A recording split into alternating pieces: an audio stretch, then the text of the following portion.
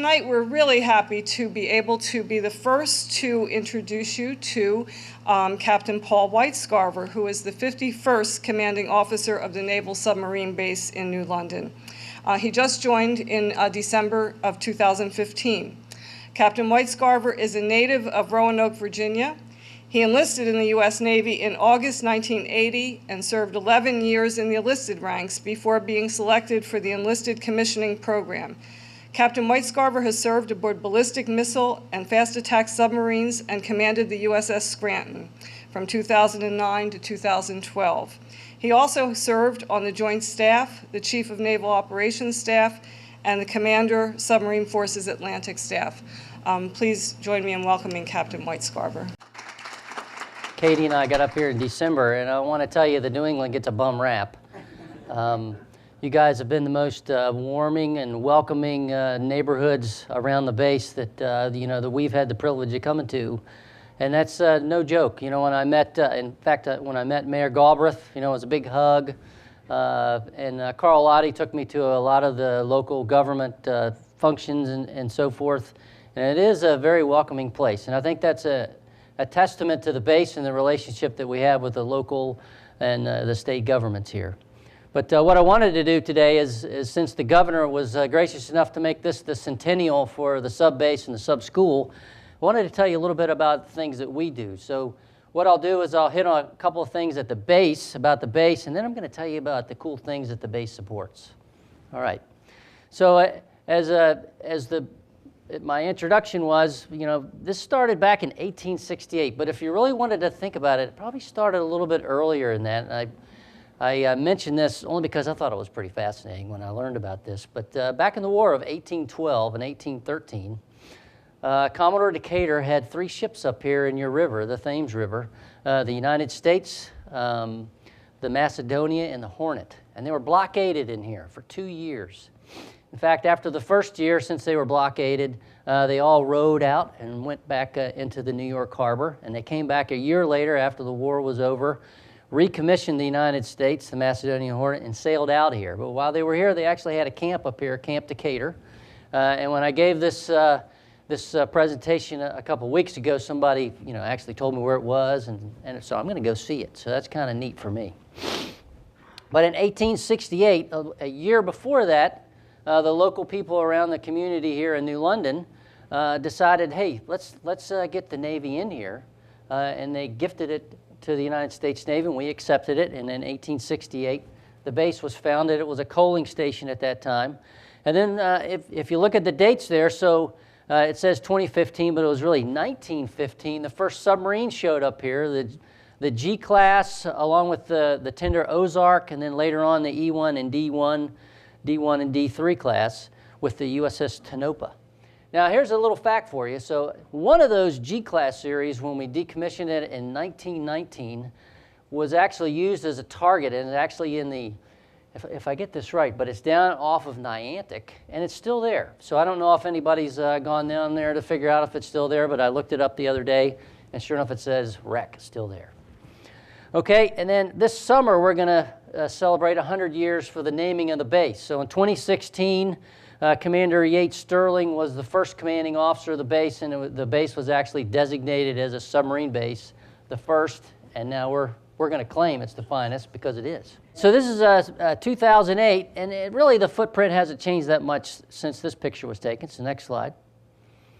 Okay, so if you ask me who I work for Rear Admiral Williamson, who's in Norfolk, Virginia. And so we shifted over in 2005, 2006. We stood up the Commander Naval Installation Command, and he's my boss.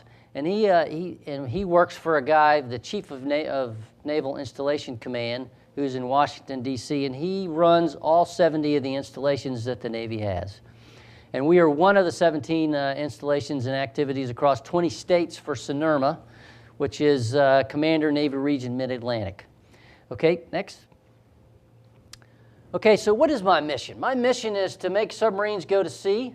If you asked Admiral Davidson, who's the commander of Fleet Forces Command, he would tell you, hey, we're all about readiness. I'm supposed to get these guys to go to sea. The other function that we have on the base is we run, or not I don't run, but we have the Naval Submarine School. So if you thought about how many people that go through the submarine school, we assess roughly, I want to say 8,000 submariners a year, 4,000 on the nuclear side, 4,000 on the forward end of the side. And just imagine the throughput that we have of the enlisted folks that go through here. So at any one time, you have roughly 1,200 submarine students on the base. We also have the officer corps that goes here, and that's roughly 350 to 400 officers that go through the submarine school as well. And then all those officers keep coming back. Throughout my career, I did SOAC, or Submarine Basic Officers course. I did Submarine Advanced course. I came through here for my Prospective Commanding Officer course. So 3 times in my career, although I was never stationed here, I came through New London. So this is truly the home. Just every submariner touches New London subbase at some point in their career. This is Team New London. So we typically have about 15 fast attack submarines. We have 2 squadrons here, Squadron 4 and Squadron 12. We also have the regional support group. We have the Navy submarine support group. We have the undersea warfare commander, which is now Admiral Trussler. If you were familiar with the base, you know that we stood down Group 2, so for about a year we didn't have an admiral here at the base. We now have Admiral Trussler as part of our Warfare Development Command. As far as personnel, you can see the numbers there, roughly 6,500 active and reserve, 650 reservists, 1,200 families, and if you thought about the housing over here on the right-hand side, roughly 1,900 housing units that are outside the fence line. You know, so if you were to think about this base and you thought about it back in 1915, I believe it's probably tripled in size because we used to be just on the left-hand side of the road that goes through the base main through. And that used to be Route 12, believe it or not, and now Route 12 is on the eastern side of the base. Okay, so we have really 4 C's that we try to perform on the base. The first one is to complete the mission. CNIC has come up with a rather catchy fleet fighter family. So I like to talk to my staff in that manner. So our number 1 priority, as I said before, is to get the fleet underway. The next one is to take care of the fighters. So all my morale, welfare, and recreation committee, all my family services that I provide, all the medical and dental services, all that stuff is to take care of the fighter. And then the family that I mentioned before is the fleet and family. How can I support the, you know, we have a commissary, a Navy exchange, all those particular items on the base support the families out in the community. Now, what do you guys do for me? So if you were to think about it, the state, I believe almost a decade ago, provided a bond for $40 million to help us maintain the installation and give us a little boost to make sure that we're cemented in this area. And these are a couple of the things that the state has donated to us over the years out of that $40 million bond. The latest is down at the bottom. We just got word that Secretary Mavis has agreed to the gift from the state to provide us with the design for a microgrid. And what the microgrid does is it allows us to look for renewable energy out in the community and make that part of the energy that we use on the base. It allows us to meter all of our big buildings. It allows us to use the electrical grid that we use on the base more efficiently so that we actually save electricity and save power. Now, over the last year, the CNO directed that we save 1 gigawatt worldwide, and he actually met that goal. So it's remarkable that the things that we've been able to do. And here's the sub-century. So these are the things that we're trying to do over the next year. And I got to give kudos to Mayor Galbraith. She's the chairman of the executive committee for sub-century. She's doing a great job. And Chris Zenden, my PAO on the staff, is doing a phenomenal job. I think tomorrow I'm going to a meeting to watch how all the sausage is made so that I can be a little bit more representative. But I can't say enough about the things that the sub-century and what this means to the base and what it means to the local community and the state. Okay? All right, so if you were to look at the 1913 or the 1915 and what it looks like today, what I found remarkable is even back in 1915 when the first submarines came through here, they still had to go through that one little chute for the railroads. I don't think that thing has been there forever. But that's an actual G-class submarine. On the right, that's a 688 class submarine. All of us have to go through the bridge. Big change now is I-95 going over the river. So it kind of looks the same. Next. Now, this is a difference. This is what I would think would be interesting to me, but I'm kind of like a geek and engineering, economics kind of guy. But these G-class submarines, 160 feet long compared to the New Virginia class, that's almost 380 feet long. It can only go 2,500 nautical miles on the surface. It could maybe go 70 nautical miles when it's submerged at 5 knots. Now compare that to me when I was on the Los Angeles class, the USS Scranton, when I commanded Scranton. My 6-month tour, I went 44,000 miles. That's incredible. Okay?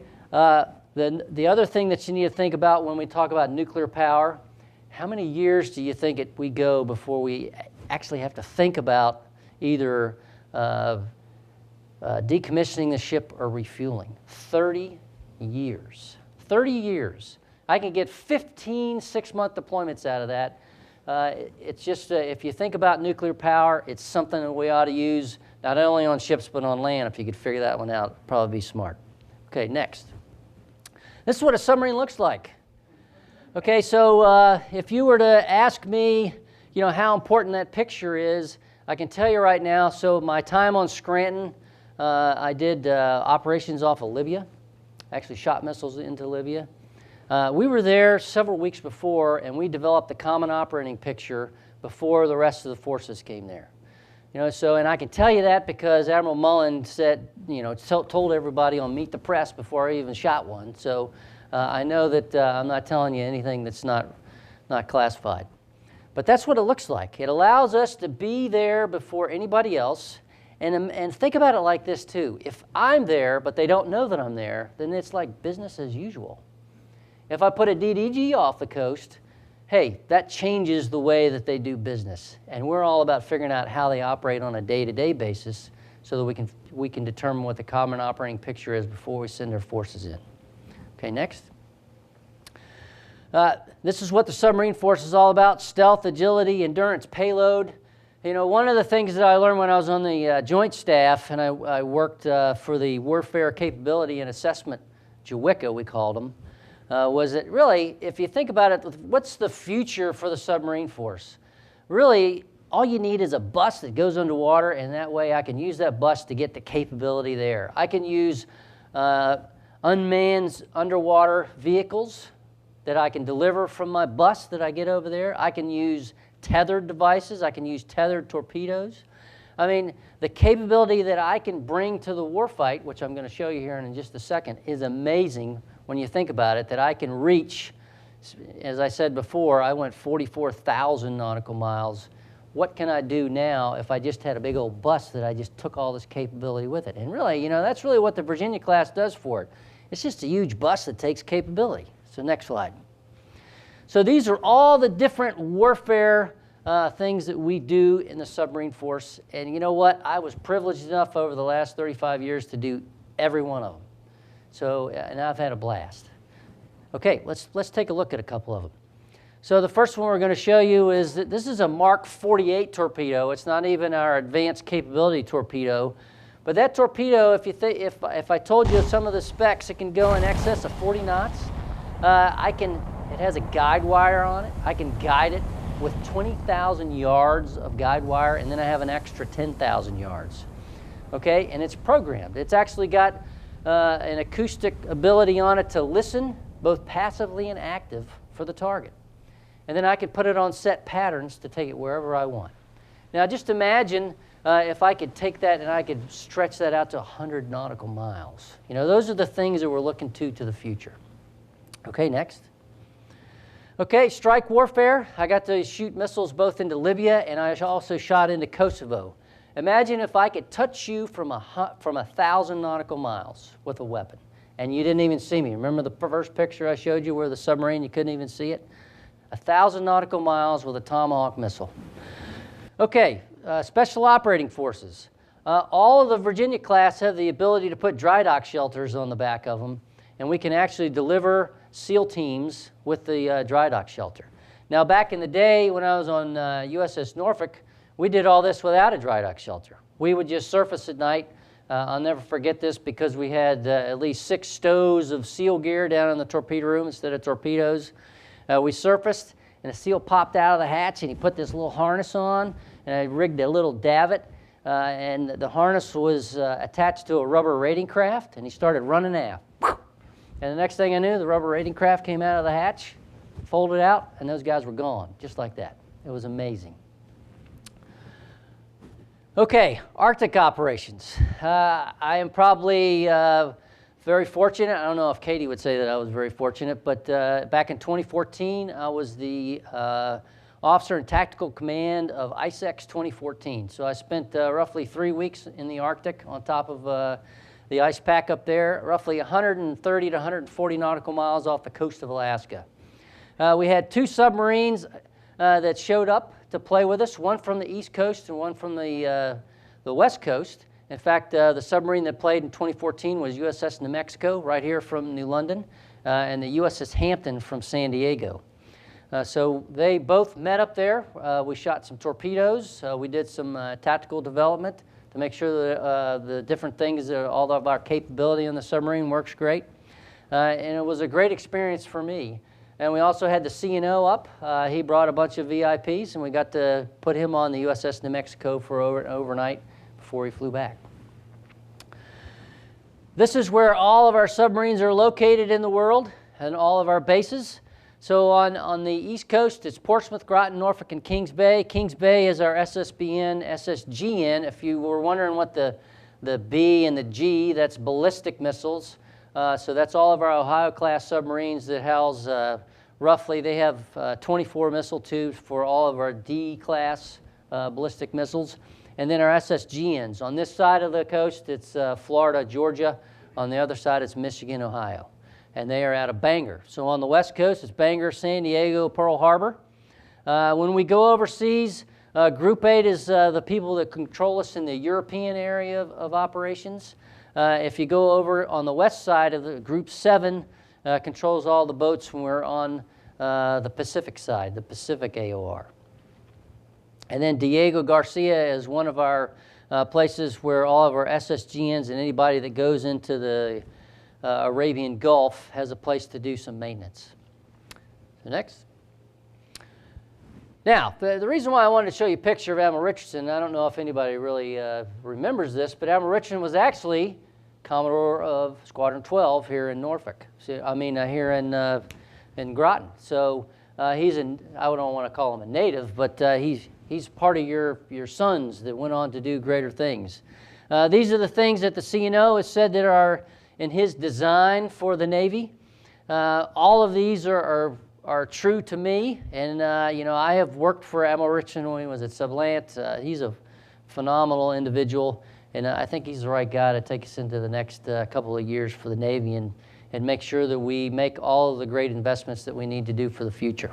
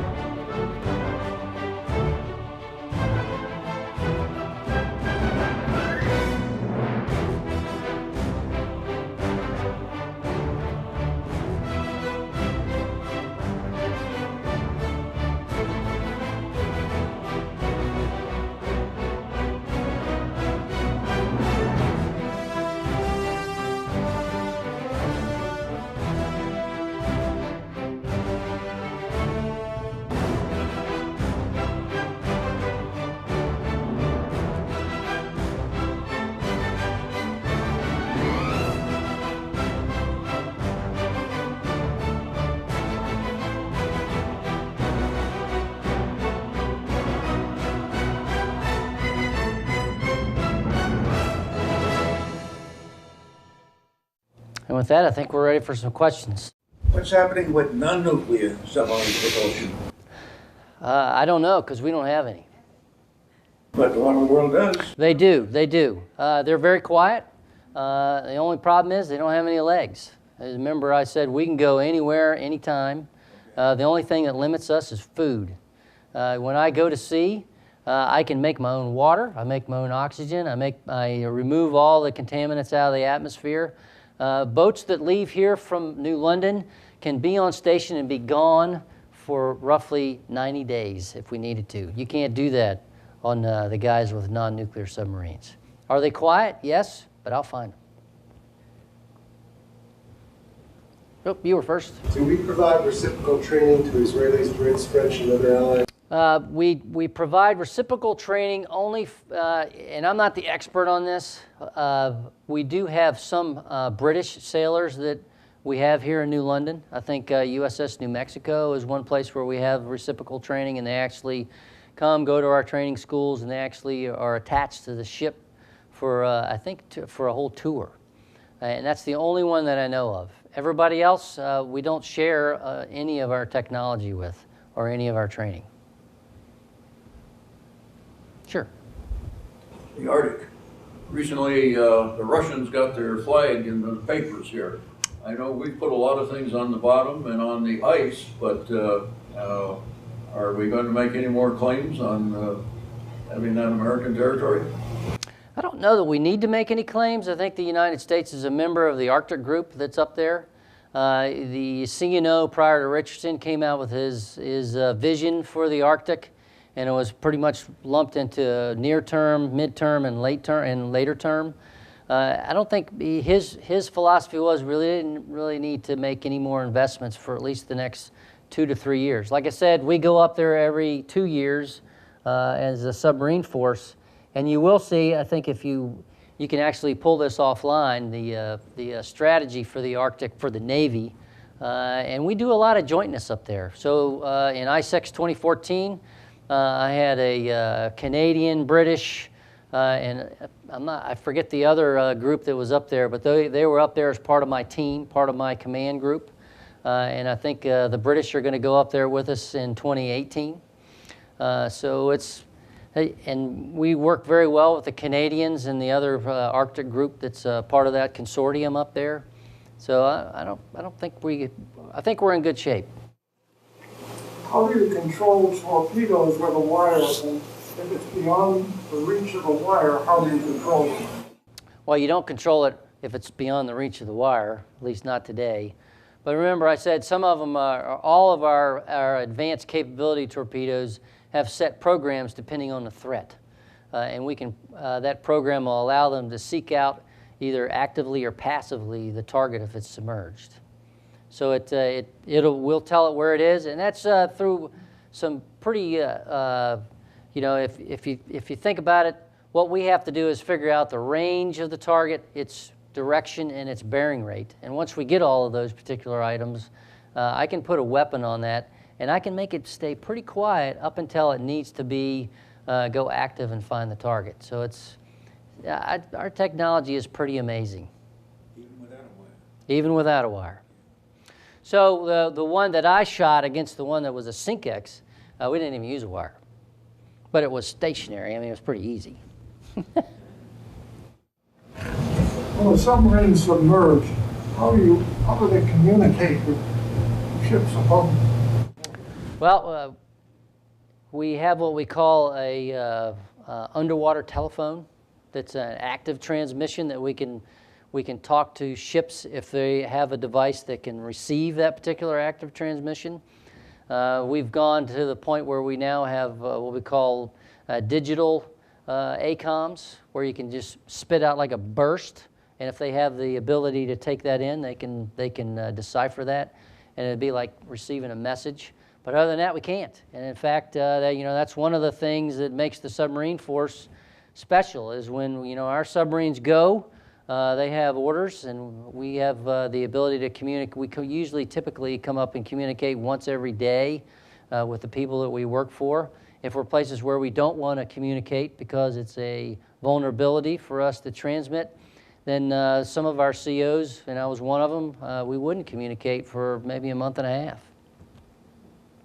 What is the range on the underwater communication? Not very far, you know, roughly about 5,000 to 8,000 yards. Depending on the acoustics of the water, the thermal layers and whatnot, the oceanographic parts of the water, could be longer. I mean, when the guys came up in the Arctic, we were getting them roughly 20 nautical miles. We were able to communicate with them. But it's typically, depending on the sound velocity profile of the water, which is the way sound moves through the water, it's roughly about 5,000 to 10,000 yards. So what's the alternative, to float an antenna? You could float an antenna. We have that capability. We don't use it all the time, and typically the SSBN fleet, they use floating antennas so they can stay submerged all the time. But typically we come up to periscope depth and we stick an antenna out. Sure. How's the growth of women in the submarine force? Now that we've gotten... Well, we have women on SSGNs and SSBNs, the officer corps. We've also started, I think there's one submarine on the waterfront, the USS Virginia, that has females. I think we actually have some in the shipyard that actually have them in Minnesota. And then we've just started, I'm not sure the dates when they're going to, the throughput through the enlisted ranks, but we've said we're opening that up, and I think they've started going through the process on the enlisted side too. So it's coming, slowly but surely. Yeah. What's the life expectancy of the current subs being built? About 30 years. And that's without refueling. So that we used to design our submarines with the capability of being refueled, i.e. they had the caps on them, had the ability to be removed, and we could refuel them. In fact, I was on Alabama, USS Alabama as XO. We refueled Alabama. It takes about 2 to 3 years to do that. Not anymore. We just say, hey, 30 years, poof. All right, well, thanks for having me. Appreciate it.